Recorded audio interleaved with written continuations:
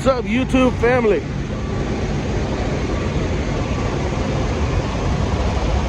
Gonzo coming at you in this loud truck stop just south of Waco, Texas. Been driving through some pretty sketchy conditions, but we ain't no punk. You know what? We get through it. I'm just kidding. I'm just saying that to be cool. If I have to stop, I have to stop. Obviously, you got to be safe. But we're getting through it as best we can. Definitely not the smoothest first load. You know, I'm sure plenty of other people have gotten a first load that just goes off without a hitch. But I mean, look at it. She's acting like a champ. So we're just gonna get in. Sorry, I'm trying to do this with one hand. So I ended up stopping here for a dirty 30. For those of you non-truckers out there, it's a 30-minute break. DOT, FMCSA mandated. And stop to take a 30-minute break.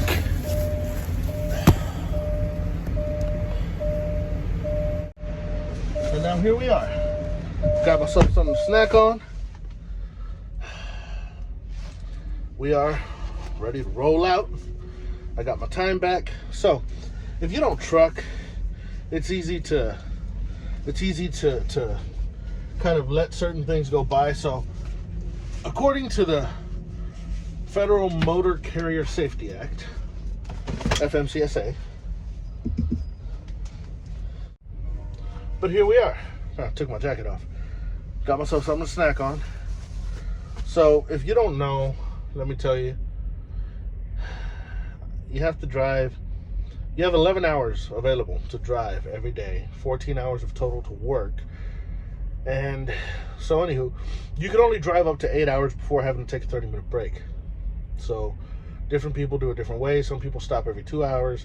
Some people stop every 4 hours, you know. I like to feel it out. I don't have a system. It depends on the run, depends on where I am. So I drove for 3 hours and I stopped. So now I'm back, well, just over 3 hours. So now I'm back to 7 hours and 44 minutes worth of drive time, which is going to get me to Laredo, Texas. But, you know, it's interesting, you know, how some of this stuff works if you're not in the trucking industry. But, oh well, you know, it happens. But we're going to get rolling here. Headed back down to Laredo, Texas. We went around Fort Worth through Dallas this morning because of the cleanup that's going on over there. It was pretty sketch once we got down to Waco. It was weird because I know I'm in Texas and I'm seeing highways, interstates that were just recently plowed. Like, I didn't know Texas had plows. When did Texas get snow plows? Like, are they on loan from Oklahoma? That's something to think about, especially down here. But anywho, that's what's going on. I'm going to get rolling. I'll catch you guys later. I'll give you guys updates as they come. Peace. Hello, YouTube family. Gonzo, oh, that's bad. The steering wheel's in the way. Gonzo coming at you live from Laredo, Texas. I made it, finally. I ended up being about 12 hours behind schedule because of the shutdowns on I-35. The I-35 West was shut down. And at first, the TxDOT website said it was going to be shut down until 8 a.m. And it turned out I-35 East was also shut down. I posted a picture of it on my Facebook. But I ended up waking up around 7:30 and I checked it, and right around 8 they moved the time. They bumped it up to 2 p.m. So 35 West was going to be closed. They're cleaning up that tragic 100-car pileup that happened there. But I ended up leaving Denton, Texas probably around, what should I say, 7:45-ish, 7:50-ish. But anywho, thank the good Lord, the roads were dry. We got here as fast as we could. Ended up being not in time. This load is kind of turned on me, but it's okay. You know, there's good loads, there's bad loads, there's good days and bad days, but we make do. We keep pushing forward because backing is hard. So I got there to the 90, and it was only 483 miles, sorry. But it felt like a lot more, mainly due to the fact that it was slow going through Waco and a little bit of Dallas. It felt weird because you know you're in Texas and you see all this snow on the side of the road, and it just kind of takes you out of it. But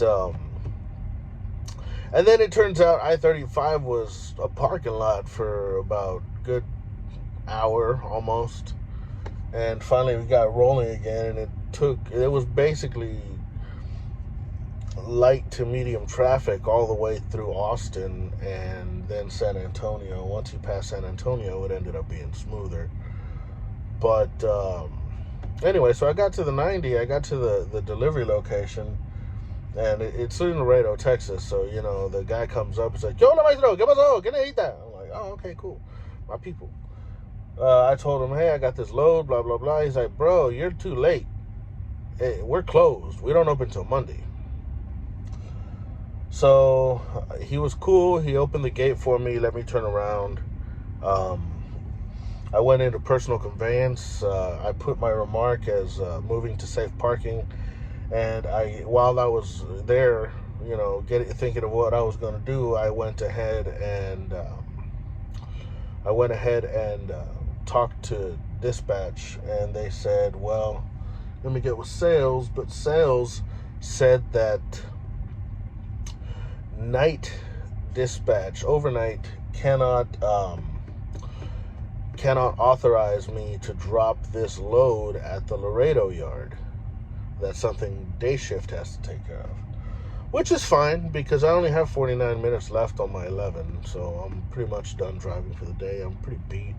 It was embarrassingly difficult to back into this spot, and I was kind of all over the place. And my trainer, the man, the myth, the legend, Trucker Crespo, and also the original Richard Simmons, and of course the Mexican Hulk, Victor, will all tell you when I'm tired, backing is a bit more of a struggle.